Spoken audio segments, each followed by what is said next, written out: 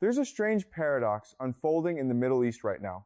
On the surface, everything looks like chaos. Alliances are shaking, economies are trembling, missiles are flying, and the region seems closer to a massive war than at any moment in decades. But beneath that chaos, something far more calculated may be happening.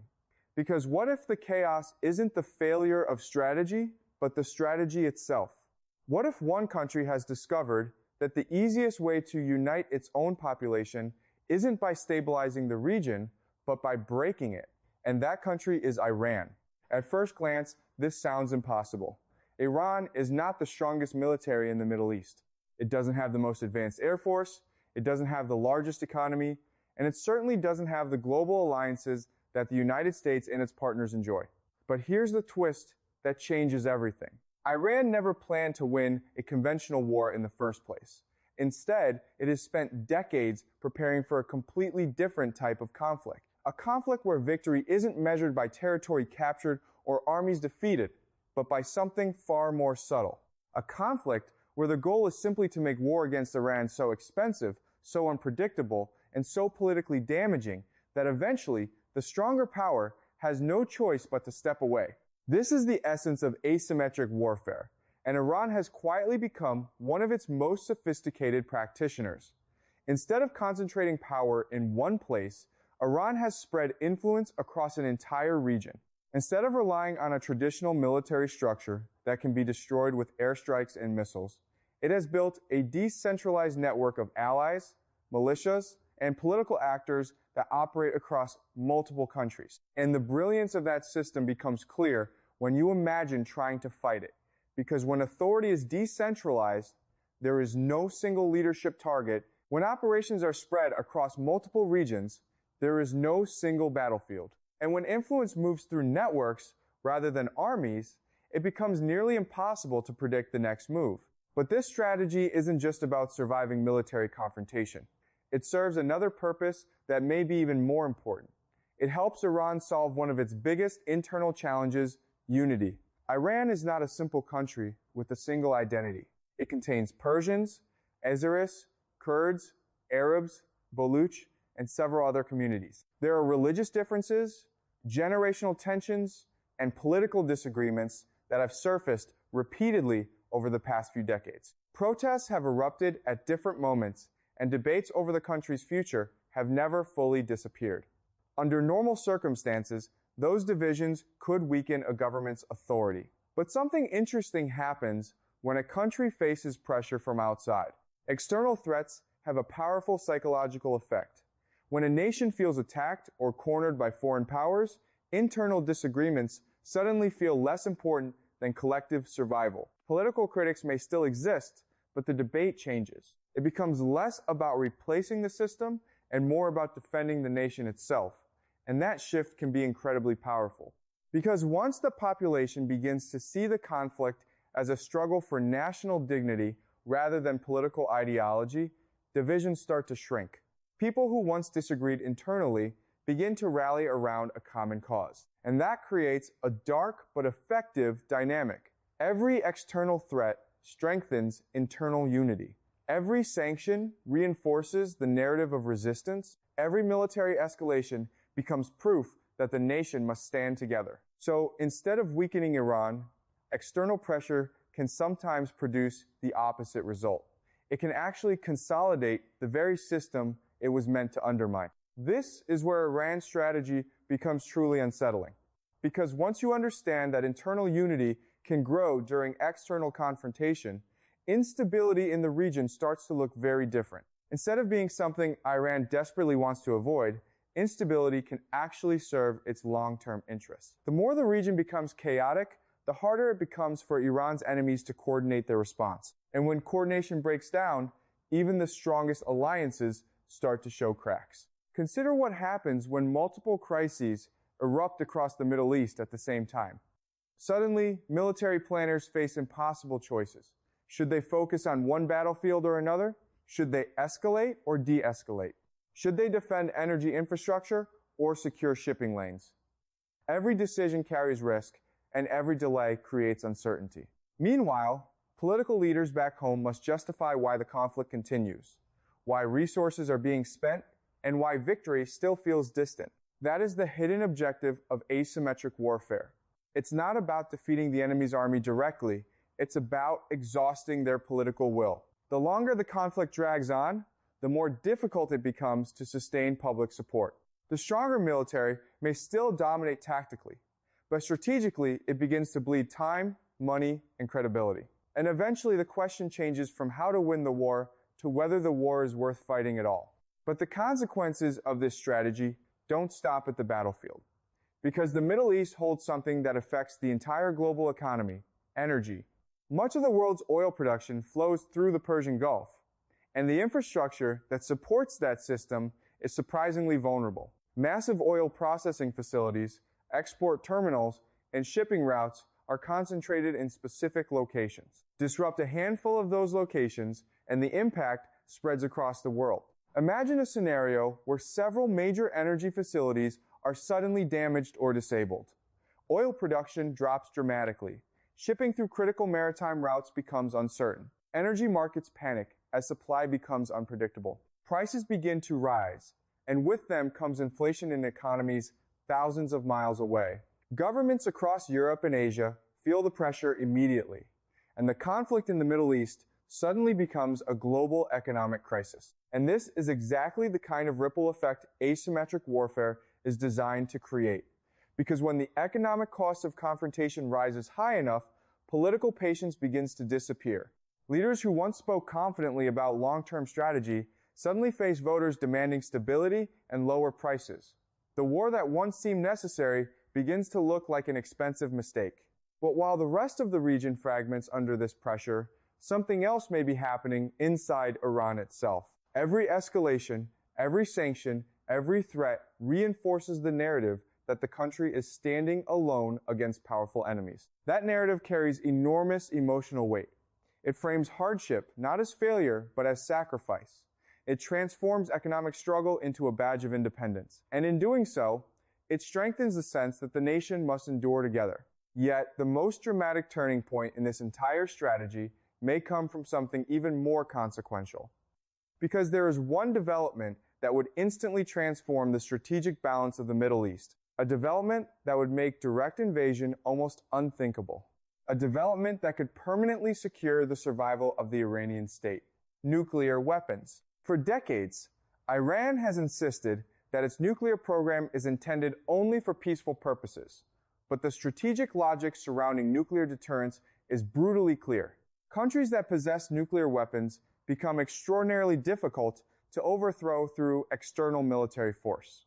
The risk of escalation becomes too great, and the potential consequences become too catastrophic.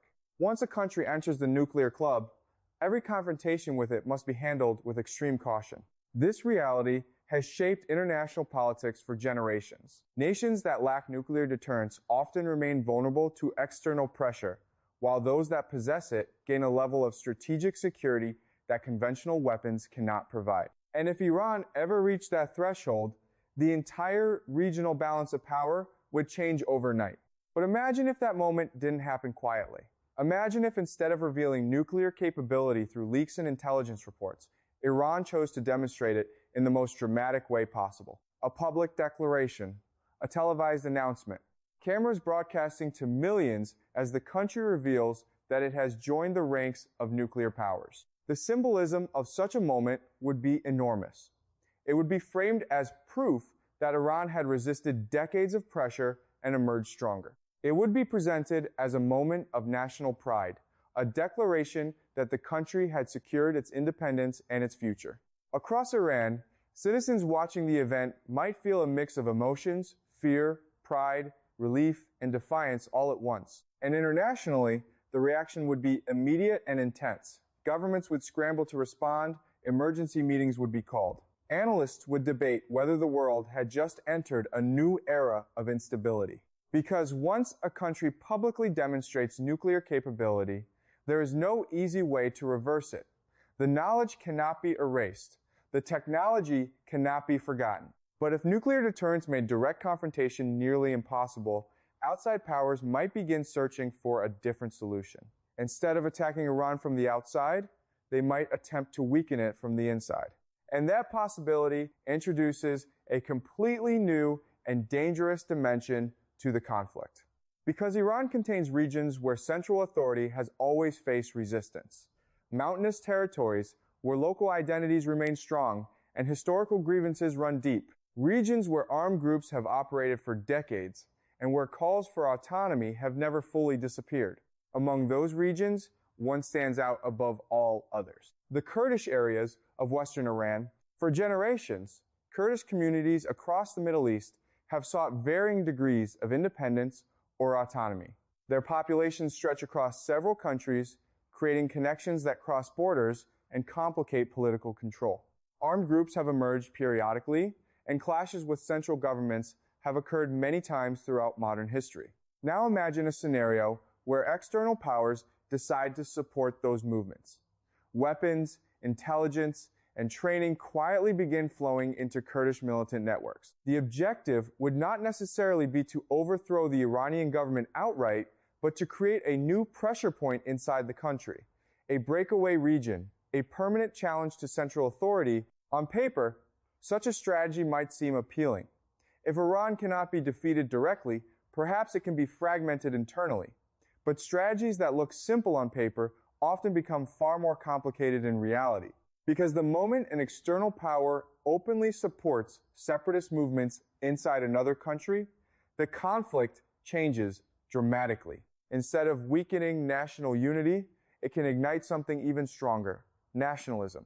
And that is where the story takes another unexpected turn. Because if Kurdish militants begin receiving foreign support, the Iranian government would frame the conflict not as a regional dispute, but as an attempt by outside powers to tear the country apart.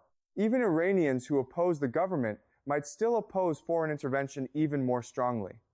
The debate would shift from politics to sovereignty. And suddenly, the strategy designed to fracture Iran could produce the opposite effect. It could unify the country even further, which means the very forces meant to destabilize Iran might end up strengthening it instead. And if that happens, while the rest of the Middle East descends into economic crisis, political fragmentation, and military confrontation, a strange and unsettling outcome begins to emerge. While the region breaks apart, Iran grows more cohesive. While alliances collapse, its internal unity deepens. And if that dynamic continues long enough, the ultimate result could be something almost impossible to imagine at the start of the conflict. A Middle East that is fractured, unstable, and exhausted, while the one country at the center of the storm emerges more unified than ever before. But the story doesn't end there, because the deeper you examine this strategy, the more you realize that every piece of chaos across the region might be connected to a much larger design. A design that turns enemy strengths into weaknesses, alliances into liabilities, and overwhelming military power into a strategic trap. And once that realization sets in, the question becomes unavoidable. What if the chaos we're seeing across the Middle East isn't random at all? What if it's the final stage of a strategy that has been unfolding quietly for decades? And if that's true, the next phase of this conflict could reshape the entire global order. Once you start looking at the Middle East through this lens, the entire region begins to look different. What once appeared to be isolated crises, missile strikes here, political unrest there, economic shocks somewhere else, starts to resemble a much larger pattern. A pattern where instability spreads across multiple countries at once. And the more fronts that open simultaneously, the harder it becomes for any single power to control the situation. That is the real strength of asymmetric warfare. It doesn't try to defeat a stronger opponent in one decisive battle. Instead, it stretches the conflict across time and geography until the stronger power begins to feel the strain. Military resources become scattered, political attention becomes divided, leaders face pressure at home to explain why the conflict continues with no clear end in sight. But while the region becomes more unstable, something very different happens inside Iran. External pressure begins to produce internal unity. Every threat from abroad reinforces the idea that the country is under siege. Political disagreements become secondary to national survival. Even people who oppose the government may still oppose foreign intervention even more strongly. In this way, pressure from outside can actually strengthen the cohesion of the state. At the same time, many of Iran's regional rivals are built around economic stability. Countries in the Gulf rely heavily on energy exports, global investment, and international confidence. Cities like Dubai became symbols of security and prosperity in a turbulent region. But asymmetric warfare targets exactly that stability. It doesn't need to destroy those systems completely. It only needs to introduce enough uncertainty that investors, traders, and governments begin to worry about the future. Once energy infrastructure or shipping routes appear vulnerable, the effects ripple through the global economy. Oil prices rise, markets react, and governments thousands of miles away suddenly feel the pressure. The conflict stops being a regional problem and becomes a global economic concern. And the longer that instability continues, the more political pressure builds on the countries trying to confront Iran. This is where the strategy shifts from military to psychological. Wars are not won only on battlefields. They are also fought in the minds of populations. If voters begin to question why a conflict continues, if economic pressure grows at home, and if allies start disagreeing about the path forward, the will to continue the confrontation slowly weakens. Meanwhile, Iran only needs to endure. The country does not need to dominate the region militarily. It simply needs to survive long enough for the political and economic costs of defeating it to become too high. If the conflict fractures alliances, destabilizes energy markets, and forces outside powers to reconsider their involvement, then the strategic objective has already been achieved. And that is the paradox at the center of this entire story. The more chaotic the Middle East becomes, the stronger Iran's internal unity may grow. External pressure fuels nationalism. Military threats reinforce the narrative of resistance. Even attempts to destabilize the country internally can trigger a defensive reaction that strengthens national identity. So while the surrounding region struggles with instability, Iran positions itself as the state that endured. If that dynamic continues, the ultimate outcome may not be a clear military victory for anyone. Instead, the region itself could transform. Old alliances weaken, new power balances emerge, and the system that once dominated Middle Eastern politics slowly fades. And in the middle of that transformation stands a country that never needed to win a conventional war. It only needed to make defeating it impossible. That is the final logic of the strategy. Survive the pressure, outlast the conflict, and allow the chaos around you to reshape the balance of power. Because in asymmetric warfare, endurance can sometimes matter more than strength. And if that calculation proves correct, the Middle East may one day look back on this period as the moment when chaos across the region ended up uniting the very country at the center of it all.